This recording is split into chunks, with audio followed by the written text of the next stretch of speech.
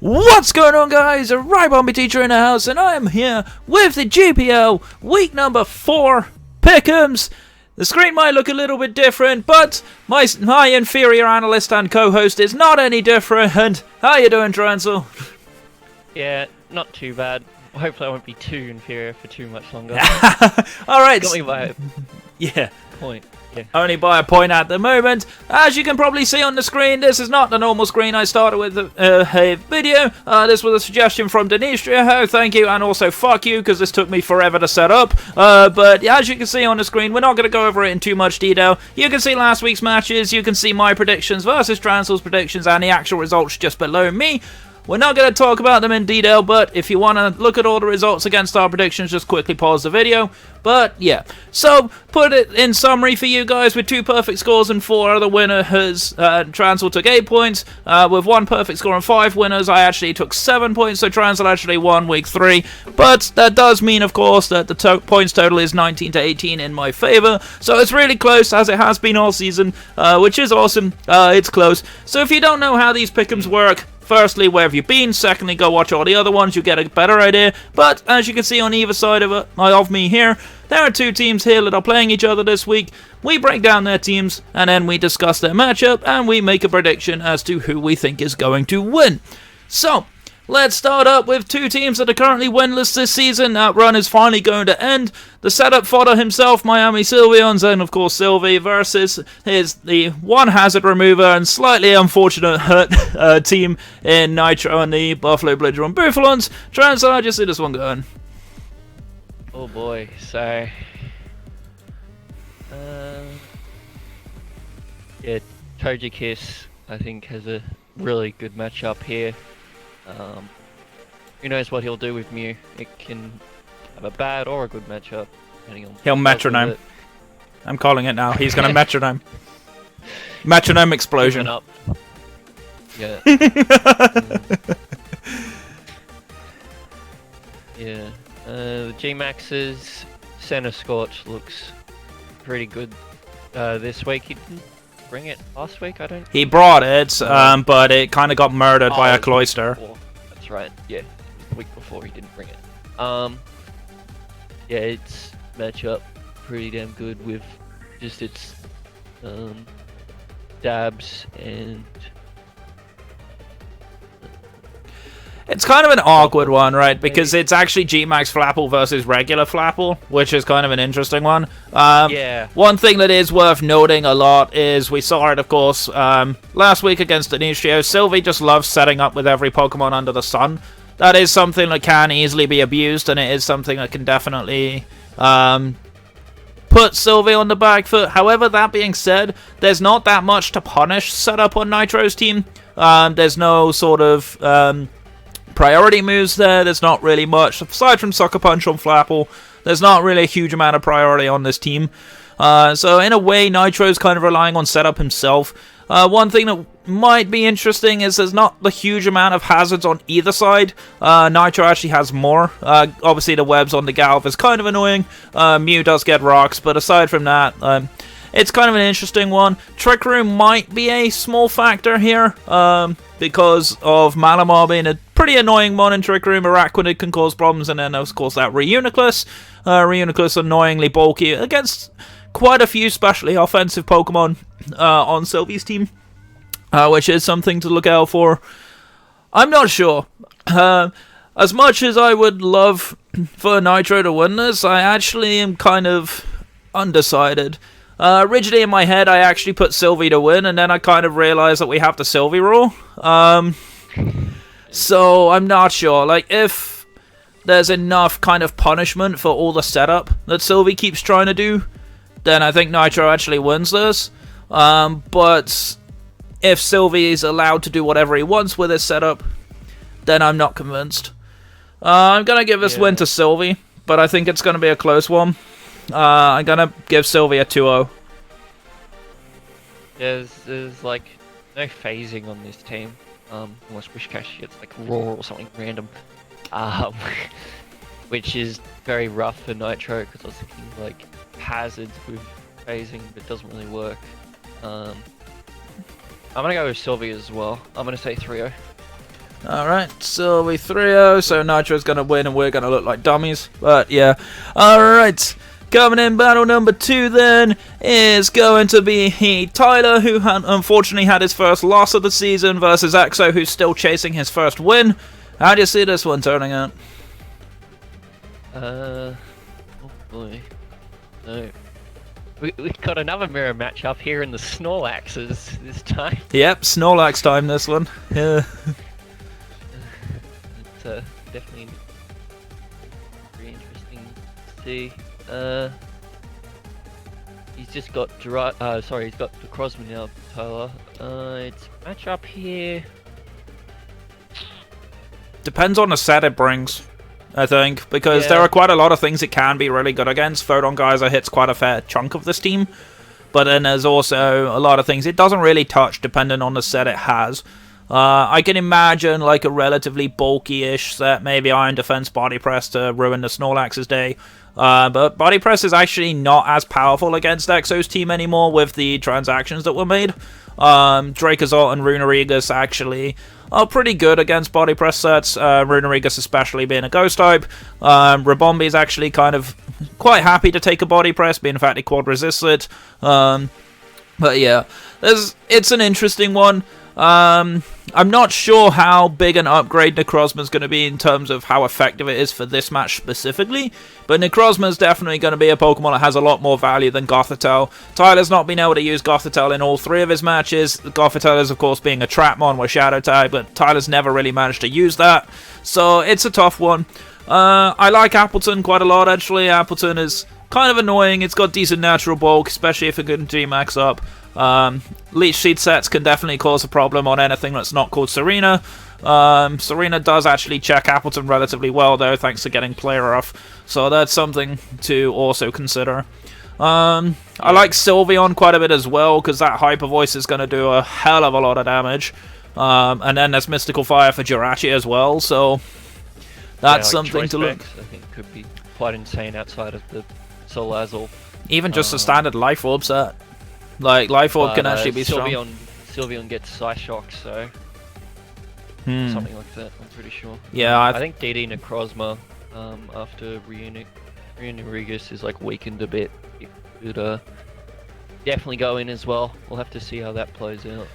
Yeah, I don't think Quagsire is as good as it has been in previous matches. There are quite a lot of good answers for it on Exo's team, depending on what he brings. I actually kind of like Exo's matchup relatively okay, but based on how Exo's played this season and how things have been going, I'm not sure I trust him enough to win. I backed him last week and I almost got the result I wanted. It was a very narrow game, but I think Tyler actually goes back to winning ways on this. I actually give Tyler a 3-0 win. Yeah, I'm gonna go Tyler 2-0. It's gonna be a close one, that's for sure. Alright. Prove us wrong, Exo. Prove us wrong, Exo, yeah. I think his team's much better than it was the first 2 weeks, but still. We'll have to see if he can use it effectively. Alright, coming in, and number 3 then is going to be Berger, who is still undefeated, versus Crimpix, who's also chasing his first win. Gosh, this one is an interesting one. So, Sandaconda seems like a pretty good answer to Growlithe, like an Assault Vest set or something like that. Sandaconda also, of course, Crimpix issues last time, so that is something else to bear in mind. I believe Solar has regular Sandaconda, if I'm not mistaken, so it's 2 Sandacondas in a row for poor Crimpix. But yeah. I don't think he does. But, does he not? Someone had a Sandaconda. Somebody had it. I'm sure I saw it. Unless I'm just imagining things and it was Berger in a different match, which could well have been. Oh, it was Berger in a different match. My bad. Don't listen to me, I'm stupid. But yeah. I feel like this is a tough one. I think Sandaconda's scary. I think Haxorus is scary. Haxorus, if that thing's potentially scarfed, could definitely dish out some pain. Yeah. I still want to see Specs Cramorant. Come on, Berger, bring it out for us. And all jokes aside, though, Cramorant's actually not that bad here either. Cramorant actually does get a few moves that can hit this team pretty hard.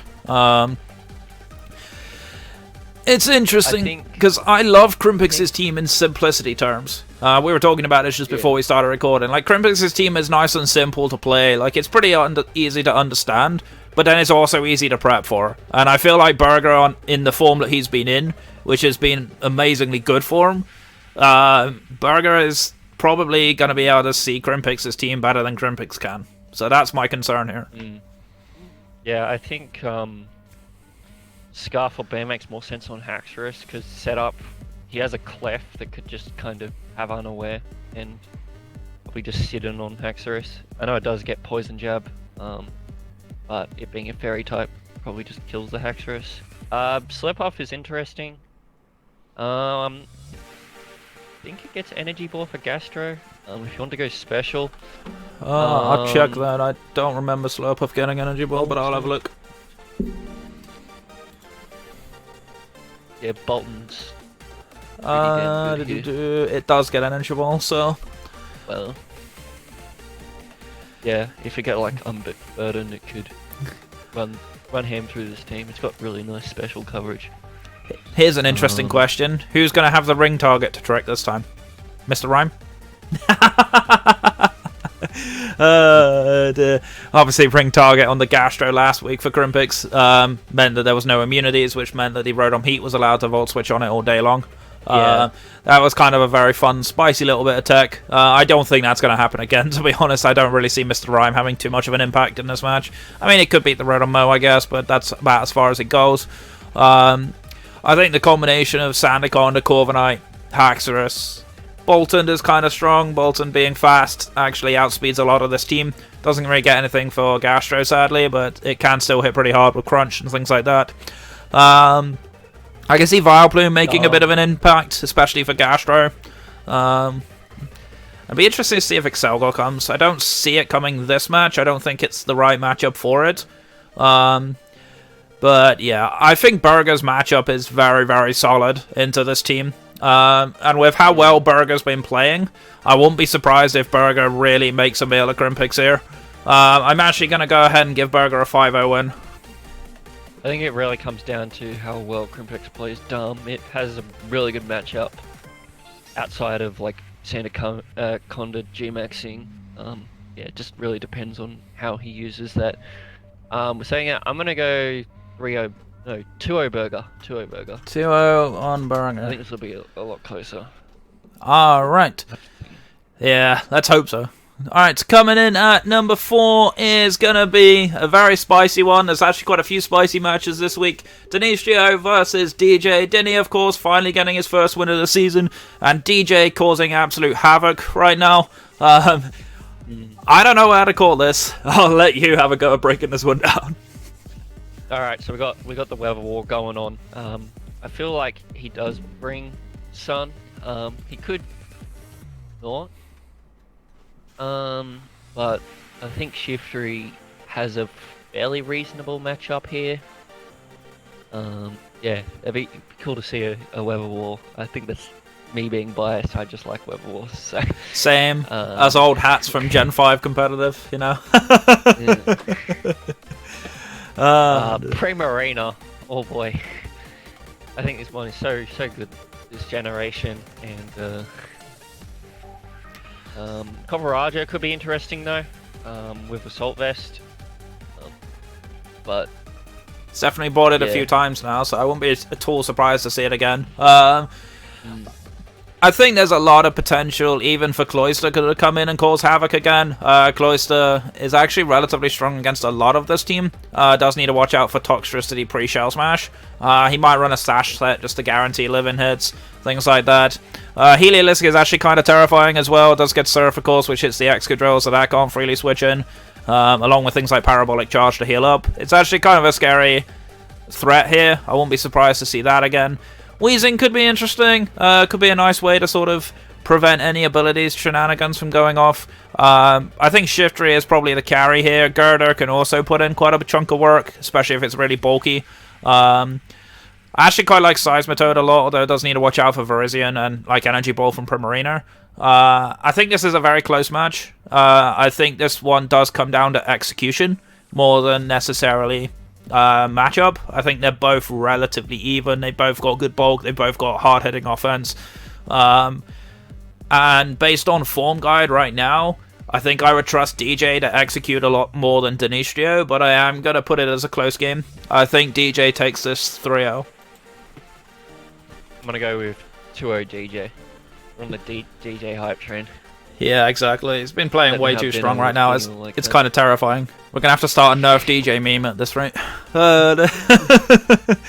Alright, coming in, battle number 5 this week is going to be Solo Destroyer, of course, after taking a very comfortable win last week, versus Happy Nico, who took a rather unfortunate loss last week.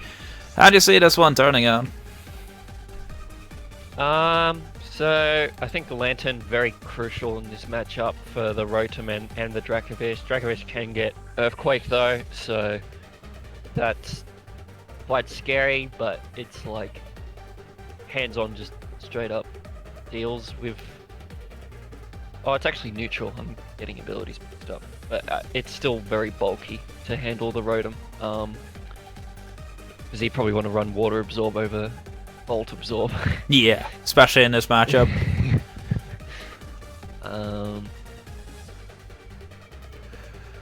Gardevoir, looking at like tracing abilities. I mean, Gardevoir is kind of obnoxious against like the majority of this top end, because when you look at it, it can beat Gengar if it's Scarfed, it beats Conkeldurr and Obstagoon if it specs, potentially it also beats Appleton if it specs. I believe it gets Energy Ball for Golok and Lantern as well, so it gets quite a lot of things. It gets Thunderbolt for Togetic if it comes. Like, there's actually a lot of coverage that Gardevoir gets that really breaks this team. So that's going to be the interesting factor to me, is how well Gardevoir gets used. We've seen Solo play very, very strong around, especially Dracovish, getting that carries off. He did rather misuse Tailwind a little bit last week, but that is a slight slip up. But I think this is kind of a tough one to call, because Nico plays his offense generally very well. It's something that is scary. His top end is quite hard to play against at times, especially if you allow that Gengar to set up. I don't think Gengar is going to have an easy time setting up. Pangoro getting Sucker Punch is an issue. Silvally can parting shot away from it. If it's Silvally Ghost, which could come, things like Moldy Attack really does hurt Gengar a lot. Not sure if Silvally Ghost is the play though, given Obstagoon exists. But then again, Obstagoon does not really beat Gardevoir 1v1, so that's something else to look at. Double being a body press setup could be kind of funny, but I don't see it coming because of Conkeldurr. I think, honestly, like looking at Solo's team, I couldn't see a clear win condition for Solo. A lot easier than I can see for Nico, but at the same time, this does come down to execution. Nico has been playing well, been playing better than his record would suggest, but it's a tough one. Solo, of course, is starting to hit his winning ways again, and when he's in form, he's a terror. I am going to give Solo the win here, and I'll give him a 4-0.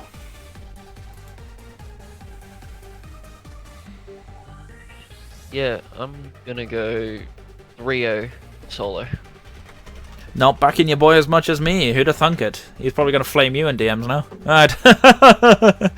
Alright, coming in battle number 6 then. This one is going to be a really interesting one. Professor Chaos, of course, he took a rather narrow loss to you last time round. Versus Shadow, of course, who is starting to hit his stride again. How do you see this one going? So he's got the Defogger now in Flygon. Could be good here for Copperage of Rocks, using Toxic Spikes. Berger gets it as well.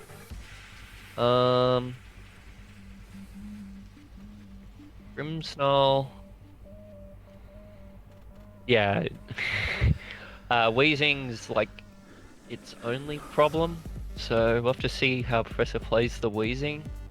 So he gets like some steel move. I'm forgetting. I wonder if it got Steel Beam for no random reason. I mean, Grimmsnarl looks like the kind of Pokemon that gets Iron Head, right?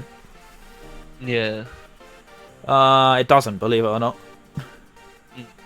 Doesn't get Steel Beam either. Looking at Grimmsnarl, it actually does not get a Steel type move at all. So that's something to bear in mind. Yeah. Hydreigon, kind of a mixed bag here because Keldeo can outspeed it. Duraludon, actually this isn't G-Max Duraludon, so it probably can't take a hit. That thing's got lousy special defense. Cineroar with an Assault Vest is quite scary for it. And then if he tries to gamble on being physical Hydreigon, which is a thing, Mudstyle sits in on it and doesn't care. So yeah, it's kind of an awkward-ish matchup, but if Hydreigon can get in ahead of Keldeo, dish it out. Does get Charge Beam, which could be kind of funny little tag for it, but it doesn't do that much damage. But it could be a spicy way to get a special attack boost. So that is something that we could look at. Ditto is an interesting prospect, but there isn't as much reliable setup on Shadow's team. Shadow's team doesn't really require setup, in all honesty. So that is something that probably doesn't necessarily come. I think Hitmonchan could potentially come. It does punch a hole in Duraludon relatively easily. Does punch through Incineroar, unless it gets intimidated, that is. But then there's Dusclops sitting there, which is kind of obnoxious. Dusclops, Will-O-Wisp shenanigans could be a thing. It can ruin Copperajah and Rhyperia's day. Yeah. Manectric has come since Professor's had it on his team, but I don't think it beats Mudstyle or Flygon at all. So that's kind of a concern. I do think Resonance, though, is actually super clean. I think it can definitely give Professor some outs. Being able to get his Pokemon in, take a hit, even a super effective hit. We saw Weakness Policy Rhyperia, that might come again. Yeah, I could definitely see that working late game if he plays it correctly. He has to get rid of like Mudstyle, probably Dusclops as well before that's even like considered a thing. The question is, how does it kill Mudstyle? Power up Copperajah if it's banded? After Mudstyle's gone. Yeah, I know, but I'm thinking like, how does Professor reliably kill Mudstyle? I mean, Lapras can kill it, I guess, unless Mudstyle's AV, which is something that has been run before. I've done it myself. Yeah, it is kind of tough to get through that. It's actually kind of an awkward one. Like Mudstyle, Grimmsnarl, Keldeo, plus Incineroar actually looks kind of strong here. That's actually kind of an issue. I didn't actually see this when I was looking at this before. I think Shadow might have this one. As much as it makes me sad, because I think I've really had a lot of respect for Professor this season. I know he watches a lot of my videos and he thinks I think he's too modest. But I think this is a rough one. I don't see this being a comfortable game either side. Much like the last one, I think it comes down to execution a lot more necessarily. But I do think the matchup is more in Shadow's favor. I will give Shadow a 2-0 here as my prediction. I'm going to give Shadow a 4-0. I think it's a lot in his favor. Alright, so then it comes down to our matches, which are varying levels of spice, I think it's fair to say. But coming in first is going to be my match versus Cap Guy. Take it away, Transyl. I'll let you break this down. Alright, so depending on how Zeraora is played, it has a bit of trouble with the Steelix. Red and Wash is like a 2-hit KO. It has Play Rough now for Como. And Charizard gives you, Charizard gives you equally as much issues. Charizard is just insane in general. It gets like a speed boost, and Zero is not like at full. Yeah, it probably goes in. I think Blastoise is not really an issue with the Jellicent there. And the Whimsicott as well, yeah. And Zeraora for that matter. I was thinking like after a shell smash, like I don't know if it's Shadow Ball, but I think it does. I feel like it should. That thing thematically like would make sense shooting Shadow Balls out of a cannon. It was a big thing. It does not get Shadow Ball. Gets Weather Ball if he wants to run Rain Dance shenanigans. I don't see Rain actually having any impact in this match though. But yeah, I'll just run Thunder Zero Aura. It's fine. I think this is a kind of an interesting one. Obviously, these guys have been playing very well. It's very hard to overlook that. I think offensively, outside of the Zard and Komodo, I actually offer a lot of threat against his team. Yeah. It'd be interesting to see if he actually tries to body press me, which would be kind of funny. It is very much the matchup of someone who's actually abused body press versus someone who's called their name body press, but they haven't actually used it yet. I think Trick Room Claydol with Escalavier could be quite nice. Yeah, that is something I've actually semi-already looked into when I've half had a look at this matchup, and I've kind of been scared. Escalavier is actually kind of a problem. It's not super easy for me to beat it. So we'll have to see how I manage to pull this one off. I think there are some interesting prospects for me. I'm not going to reveal too much of my strats here. Obviously, Jellicent is kind of annoying. Pretty decent bulk. Can potentially sit in on Charizard unless it's got Solar Beam. Yeah. Things like that. Zero Aura is faster easily than Charizard. So I can definitely speed creep on that. Definitely make sure he can't live a hit. If he's got Earthquake and he's more physical based, that will be an issue. But yeah. It's kind of interesting. I think balance-wise, this is a close one. I do think Escavalier is going to cause me issues, but I think Zero Aura is also going to cause him a lot of issues, as well as Cobalion, potentially Whimsicott as well. Whimsicott really does hurt this team. So there's a lot of ifs, buts, and maybes in this match that will determine how successful this goes. Obviously, I'm going to back myself, but this one's going to be hella close. I'm not going to back myself with a high differential at all. I wouldn't be surprised if Cap Guy does beat me, but I'm going to back myself tentatively at a 2-0. Cobalion kind of says no to Chichino. Pretty much, yep. It's kind of funny. Sticks two fingers up. Doesn't give a fuck. Could even run Rocky Helmet Cobalion for the shenanigans. Oh boy. Yeah, it'd basically kill itself. I'm gonna go 4-0 to you. That's interesting. Might have not seen that one coming. Yeah. Definitely an interesting one. Alright, and then the last match is going to be your match, of course. Cool finally got a bit of a reality check against Shadow last week against you. I feel like, honestly, this is something that Cool needs to look at very seriously. If you're trading a G-Max for something like Alchemy, at least try and bring it, please. Like, last week he should have brought it and it didn't come. Kind of surprised to not see it. This time it's not the perfect matchup in the world because of Aegislash being around.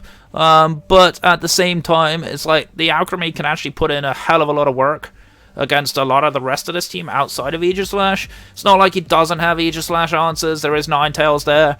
Venusaur gets Earth Power this gen. So that's something else to look for. Aegislash doesn't really hit Venusaur all that much, especially not in Sun. Weather Ball shenanigans could be a thing. That's something to look for. I want to see different sets from Cool. That's what I want to see. At the moment, we've seen the same deal. We've seen Wishy Washy lead 3 games in a row. We've seen the same sub-SD Holucha set that's kind of got found wanting. That set will not work in this matchup because of Hatteran. So there's a lot of ifs, buts, and maybes, and it's like, if Cool actually improves, he might be a matchup here, but I don't trust it. Yeah, it's fair enough. The fairies are a little annoying for Noivern as well, so see what he does with the Mimikyu. It puts some stress on my team. Yeah. Ninetales Venusaur. Is it? Yes. Sun's a little annoying for my team, as I felt like that in my week 1 matchup as well. I am still gonna put this as a heavy win in your favor, though. Shadow actually should have 6-0'd last week if he remembered how Dry Skin worked on Toxicroak, but I'm going to back you to win 5-0. I think Cool will take 1 Pokemon out and then settle for that. So I put you at a 5-0 win. I'm actually going to go 3-0 my way. Yeah, that's fair. I think if we do actually see cool, make some adaptations and actually make some changes, I can definitely see that being a fair result. But we gotta see it first. It's one of those see it to believe it moments. Oh, yeah, huh? Rotoms go. Yeah, absolutely. But alright, that's going to be it from all of us. Let's see who becomes the inferior analyst this week. Hopefully, I get more perfect scores this week than Transyl does. But as always, Transyl, thank you so much for joining me. Yeah, no worries. Always fun as always. Absolutely, and we are gonna get on out of here. So my name is Rybami Teacher. That's Transyl. Oh. That's the worst ever response I've ever seen to that, but go ahead. And we're going to get on out of here, so thank you so much for watching. Make sure to take care, stay safe, stay awesome, and we'll see you guys next time. Take care.